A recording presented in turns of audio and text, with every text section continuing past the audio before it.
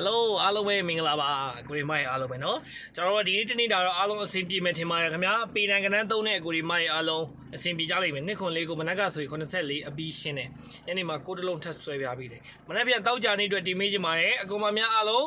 တစ်တော့ကိုရီမိုက်အားလုံးကအပေါင်းလေးနဲ့ daily pay copy link ယူများများလေး share သွားပေးအားလုံးမြင်အောင်เนาะကျွန်တော် YouTube channel ကကိုရီမိုက်အားလုံးကလည်း subscribe လေးတွေတယောက်တစ်ချက်နှိပ်ခဲ့ပေးပါလက်မလေးတွေနှိပ်ပေးပါအဲ့ like လက်မလေးတွေက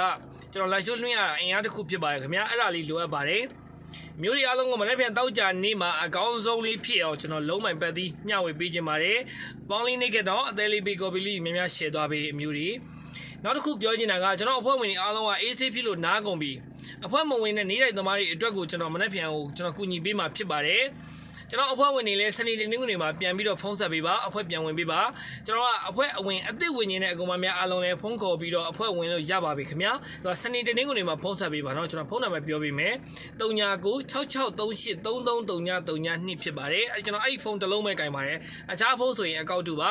ပြန်ပြောပေးမယ်3996638332ဒီကျွန်တော်ကင်တဲ့ဖုန်းနံပါတ်တစ်လုံးသာဖြစ်တယ်အခြားဖုန်းလုံးဝမကင်ပါဘူးအတူပါလေးသတိပြုပေးပါ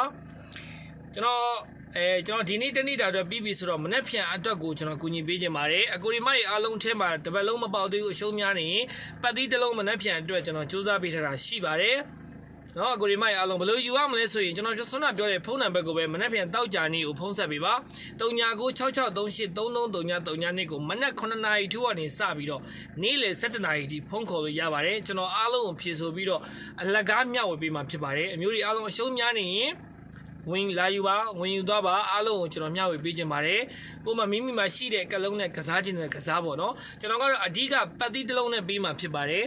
ပတ်သီးတစ်လုံးနဲ့ပတ်မယ်ပတ်သီးတစ်လုံးနဲ့အားကိုးပြီးတော့မနေ့ပြန်တောက်ကြနေမှာကစားခြင်းနဲ့ဆိုရင်အားလုံးမျှဝေပေး